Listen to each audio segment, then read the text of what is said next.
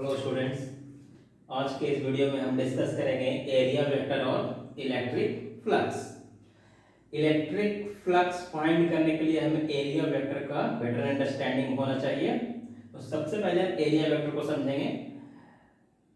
Area vector सुन के थोड़ा अजीब लगता है कि एरिया का क्या डायरेक्शन होगा। अगर एरिया वेक्टर है तो इसका डायरेक्शन क्या है, पर कभी कभी किसी किसी कॉन्सेप्ट को डील करने के लिए हम एरिया को एज अ वेक्टर ट्रीट करते हैं और हम देखेंगे कि उस केस में हम उसका डायरेक्शन कैसे असाइन करते हैं। तो सबसे पहले हम डिफाइन करेंगे एरिया वेक्टर को। Sometimes area is treated as a vector quantity, a vector quantity whose direction is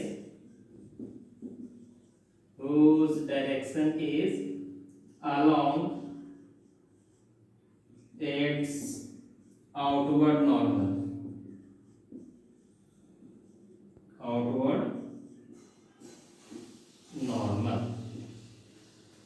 So area, sometimes area is stated as a vector quantity whose direction is along its outward normal.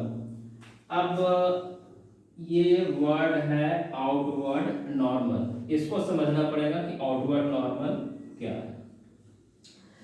देखिए, जब एक close surface है तो अगर हमारा surface close है, suppose एक cube है,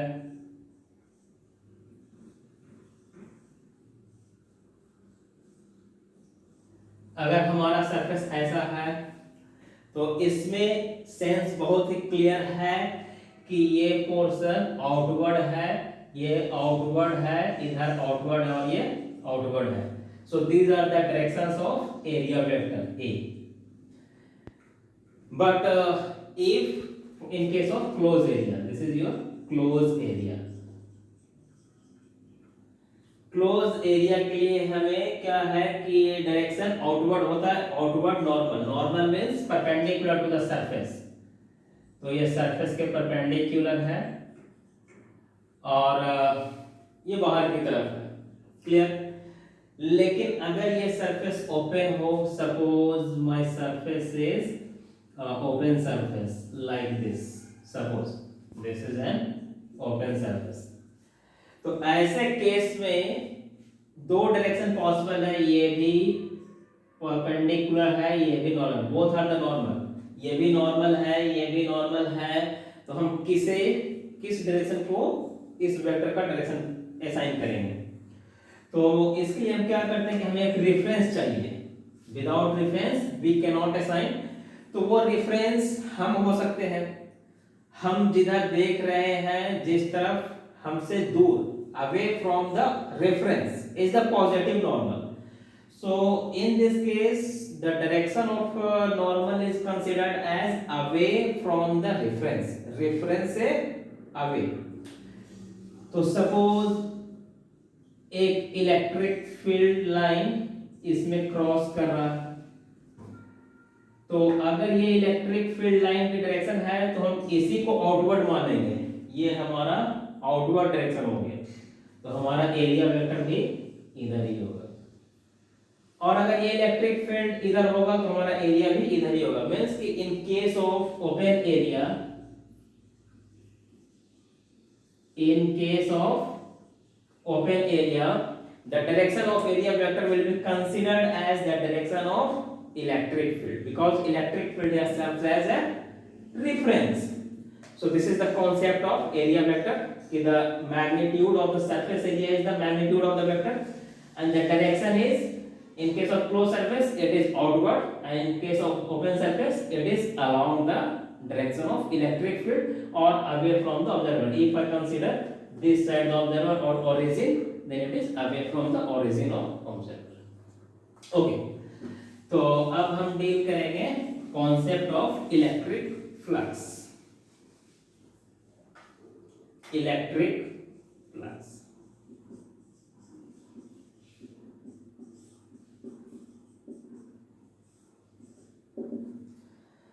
देखिए इलेक्ट्रिक फ्लक्स, फ्लक्स मतलब क्या होता है, फ्लक्स मतलब होता है कि किसी भी एरिया से, गिवन एरिया से कोई क्वांटिटी कितना क्रॉस कर रहा है, जितना भी ज्यादा वो क्वांटिटी क्रॉस करेगा हम कहेंगे उसका फ्लक्स उतना ही ज्यादा है। और अगर उस गिवन एरिया से, सपोज ये हमारा गिवन एरिया है और इसमें से इलेक्ट्रिक फील्ड क्रॉस कर रहा है, suppose electric field lines is crossing, तो इस इलेक्ट्रिक फील्ड का एक फ्लक्स होगा इस एरिया से, मींस फ्लक्स किसका है, इलेक्ट्रिक फील्ड का, और किसके थ्रू, इस एरिया के थ्रू। तो हम कहेंगे कि electric flux is an electric flux is associated with this area. तो इलेक्ट्रिक फ्लक्स को हम पहले डिफाइन करेंगे वर्ड में, electric flux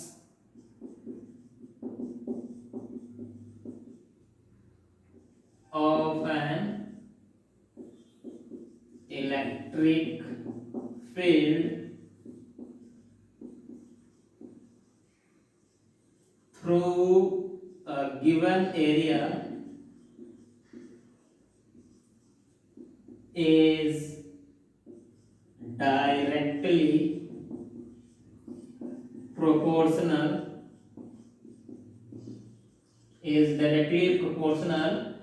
to the number of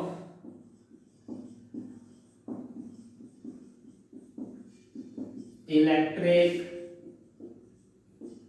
field lines, is directly proportional to the number of electric field lines crossing the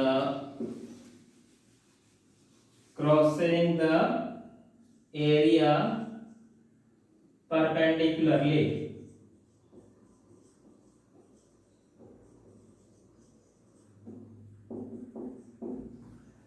So electric flux of an electric field through a given area is directly proportional to the number of electric field line crossing the area perpendicularly. तो जितना भी ज्यादा field line perpendicularly cross करेगा किसी area से, flux उतना ही ज्यादा होगा। It is denoted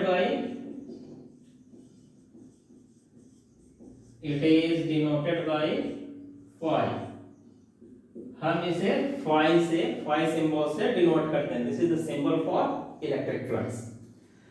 for example, suppose I take area and here three field lines is crossing perpendicularly through this area A, and suppose I take another same area A, and here the four numbers of line is crossing, say कि here is flux phi1 and here is the flux phi2, then what will happen, obviously phi2 will be greater than phi1. Flux associated in the second case is more than the flux associated in this first case, so here phi2 is greater than phi1, हम कहेंगे कि flux ज्यादा है। तो ये एक qualitative analysis है flux का कि ये क्या है कि numbers of lines, electric field line, कितने इलेक्ट्रिक फील्ड लाइंस उस सरफेस को परपेंडिकुलरली क्रॉस कर रहे हैं। ठीक है, पर exactly what if suppose I have to find exactly quantitatively कि how much is the flux, here just we compare more और लेस, क्योंकि phi2 is less, phi2 is more than phi1, but if I want to know exactly the value of phi1 or phi2, then what to do? Here we will define in two cases. See, there is two types of possibility while calculating the flux. जब हम लोग flux calculate करेंगे तो हमारे सामने basically दो type के situation होंगे। नंबर वन कि फील्ड यूनिफॉर्म हो और सरफेस एरिया भी फिक्स हो, कांस्टेंट, मींस कि ना ही उसका मैग्नीट्यूड चेंज कर रहा हो ना ही उसका डायरेक्शन। तो ऐसे केस में हम डायरेक्टली निकाल सकते हैं। पहले ये करेंगे, if electric field is uniform and area vector is constant, then flux of electric field is defined as phi is equals to simply E dot A, electric field dot area vector. Area के लिए किसी किसी जगह पे S भी notation use किया जाता है, तो इसमें कुछ सरप्राइज की बात नहीं है, अपनी मर्जी पे हम ए यूज कर सकते हैं, एस यूज कर सकते हैं। So in this case just we have to do what, we have to take the dot product of the two area vector and electric field, that is phi is equals to E A cos theta, dot product E dot A means E का magnitude into A का magnitude into the cos of the angle theta between two, where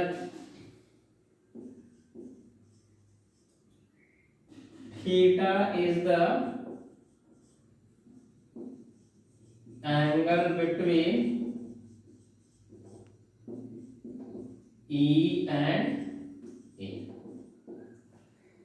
तो यहाँ theta क्या है, electric field और area vector के बीच का angle है। तो ये बड़ा सिंपल है, हम इस पे एक एग्जांपल के थ्रू देखेंगे। सपोज हमारा एक एरिया है इस तरीके का, और इसमें से एक इलेक्ट्रिक फील्ड ई क्रॉस कर रहा है, और हमारा ये सरफेस के परपेंडिकुलर ये एरिया वेक्टर है,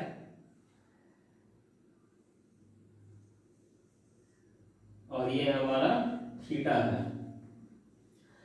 तो इस केस में फ्लक्स क्या हो जाएगा, ई ए कॉस थीटा। तो हम एक चीज नोट करेंगे कि E की वैल्यू बढ़ने से फ्लक्स बढ़ेगा, A का वैल्यू बढ़ने से ही फ्लक्स बढ़ेगा, मतलब अगर एरिया बड़ा होगा तो भी फ्लक्स बढ़ेगा, इलेक्ट्रिक फील्ड स्ट्रांग होगा तो भी फ्लक्स बढ़ेगा। लेकिन अगर फील्ड और फ्लक्स के बीच, फील्ड और एरिया के बीच में अगर एंगल बढ़ेगा तो फ्लक्स घट जाएगी, फ्लक्स की वैल्यू कम हो जाएगी। तो E और A के डायरेक्टली प्रोपोर्शनल है और थीटा के इनवर्सली, मींस कि थीटा बढ़ने से फ्लक्स घटेगा। अब हम करेंगे डिस्कस केस नंबर 2 कि अगर एक न्यूमेरिकल एग्जांपल भी ले सकते हैं। सपोज एक क्वेश्चन लेते हैं ओपन एरिया के लिए फ्लक्स फाइंड करने के लिए। ये हमारा एक कोऑर्डिनेट सिस्टम है x y z, और सपोज हमारा एक एरिया है एक्स वाई प्लेन में जिसका स्क्वायर एरिया है 2 मीटर बाय 2 मीटर का, ओके। और यहाँ एक इलेक्ट्रिक फील्ड एग्जिस्ट कर रहा है इस रीजन में, E is equals to 2i plus 4j, suppose, और 3i 4j। Suppose an electric field E is equals to 3i 4j is existing, and I have to find the flux of this electric field through this given area lying in the xy plane having the side length 2 metre, 2 by 2 का square है। तो सबसे पहले हम दो चीज find करेंगे। E तो दिया हुआ है, हमारा E गिवन है, A पता करना है, A का मैग्नीट्यूड मालूम है 4 है, एरिया वेक्टर कितना है, magnitude 2 into 2 4, and direction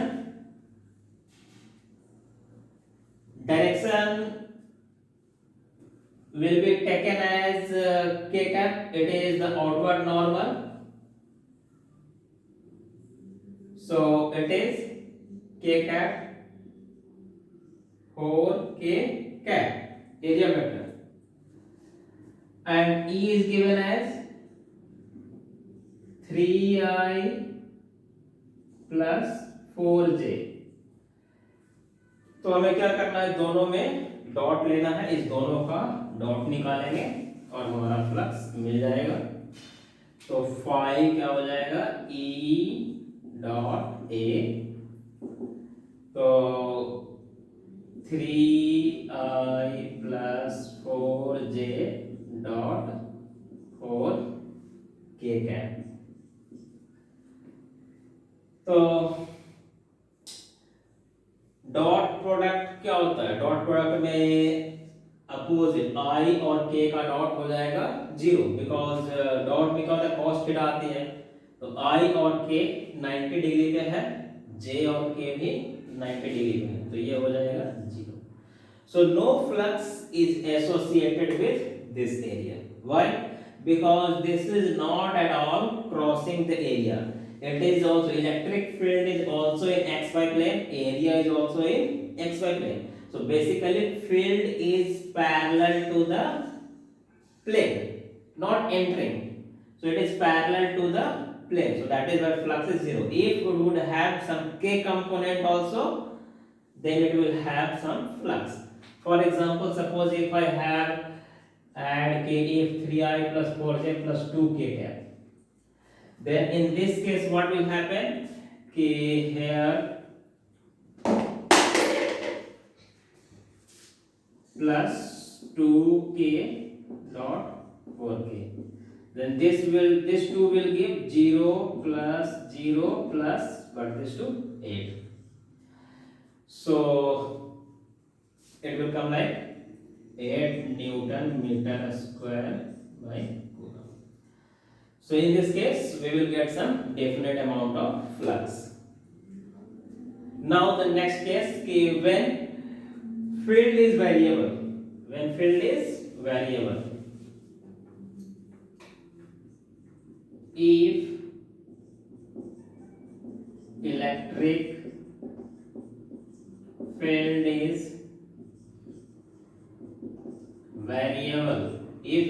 field is variable, or area vector is changing its direction. If electric field is variable or area vector is changing its direction, then the flux is defined as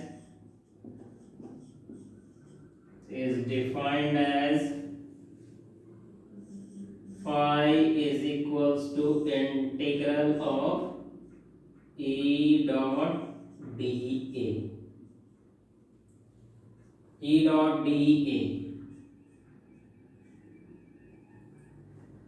So in this way we can find if the area is variable, either area is changing its direction or the electric field is variable, non-uniform.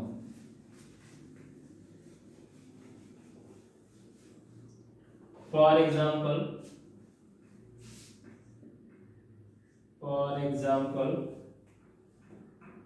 suppose के a point charge q is placed here and area is here, a disk is here, and electric field due to this is crossing. Then in this case the field intensity is not same everywhere throughout the area. here it is something else, here it is something else. तो electric field की intensity अलग अलग है, change है। तो हम कोई एक इलेक्ट्रिक फील्ड की वैल्यू तो ले नहीं सकते हैं। तो ऐसे केस में हम क्या करेंगे कि एक स्मॉल एरिया के लिए फील्ड फाइंड करेंगे और उसके साथ हम डॉट लेंगे स्मॉल एरिया का और पूरे सरफेस पे इंटीग्रेट करेंगे। तो वेरिएबल फील्ड के केस में या वेरिएबल एरिया के केस में यहां क्या है, फील्ड वेरिएबल, फील्ड वेरिएबल। और इवन कि हो सकता है फील्ड कांस्टेंट होकर एरिया वेरी करे, जैसे सपोज एक हेमी स्फेरिकल सरफेस है और इलेक्ट्रिक फील्ड यूनिफॉर्म है, पर अलग अलग एरिया वेक्टर अलग अलग पॉइंट कर रहा है। देखिए यहां पे एरिया वेक्टर का डायरेक्शन क्या है, तो it is not a flat, so outward normal is not having the unique direction. So here the small surface, if I draw this a small surface, the perpendicular is toward this and here it is perpendicular towards this, radially outward. तो यहाँ electric field तो constant है लेकिन area vector का direction different है। तो इस case में भी हम क्या करेंगे, पहले एक स्मॉल एरिया का फ्लक्स फाइंड करेंगे और फिर पूरे पे इंटीग्रेट करेंगे। तो इन सब केस के लिए हम क्या करते हैं, डायरेक्टली फाइंड नहीं कर सकते, तो हम एक स्मॉल एरिया के लिए पहले यू कैन से तो एक स्मॉल एरिया के लिए पहले हम फ्लक्स फाइंड करते हैं E dot dA, that is the define, and then we integrate it to find the total flux. तो इसके बारे में, फ्लक्स के बारे में कुछ और पॉइंट नोट करेंगे।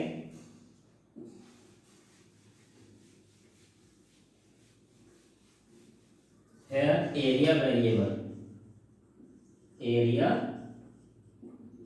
वेरिएबल। तो कुछ पॉइंट नोट करें, जैसे कि फ्लक्स एक स्केलर क्वांटिटी है,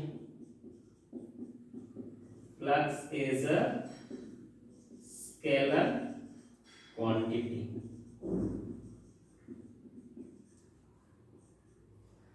और क्या है, unit SI unit of flux is newton metre square per coulomb.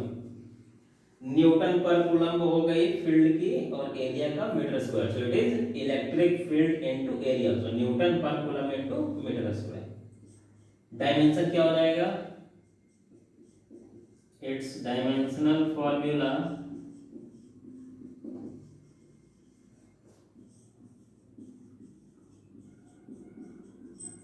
Is, newton का क्या होता है, mLT minus 2 metre square L square और कूलम का एम्पियर इनटू टाइम। तो ये क्या हो जाएगा,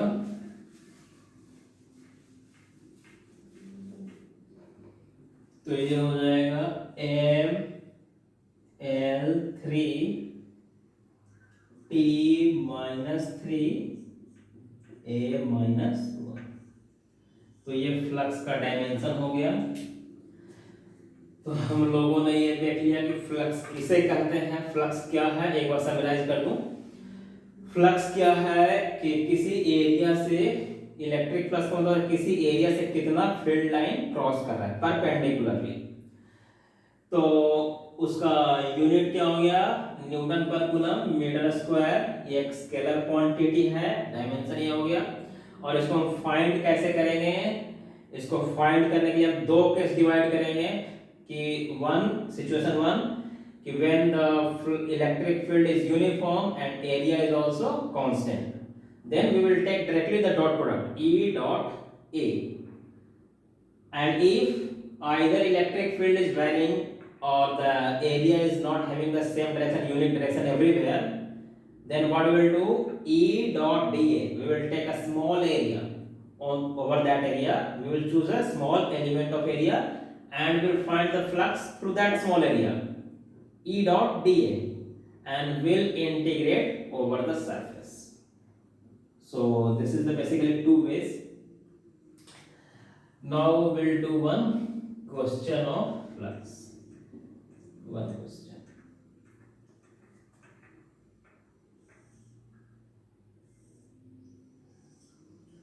Suppose a cylindrical surface is given. A cylindrical surface is given whose surface area is A. Surface area, perpendicular cross section surface area is A. And electric field is crossing along X. An electric field is given along X axis. Then if I name the surface, this is my surface 1, this is my curved surface 2, and this is my curved surface, sorry, this is my flat surface 3. Then I have to find the flux through all these three surfaces. So through the first surface, if I say कि phi 1, suppose phi 1 is the flux through first surface, then what will be the flux?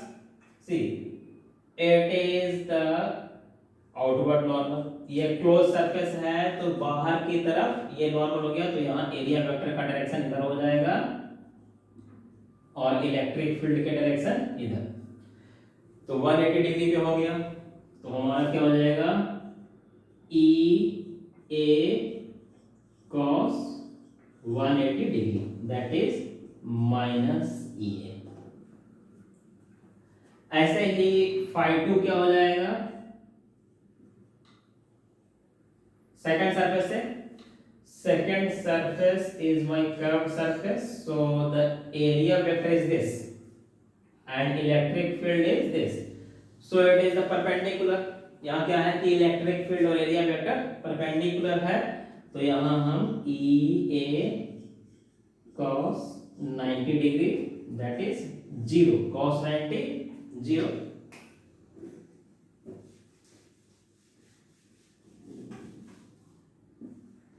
And phi 3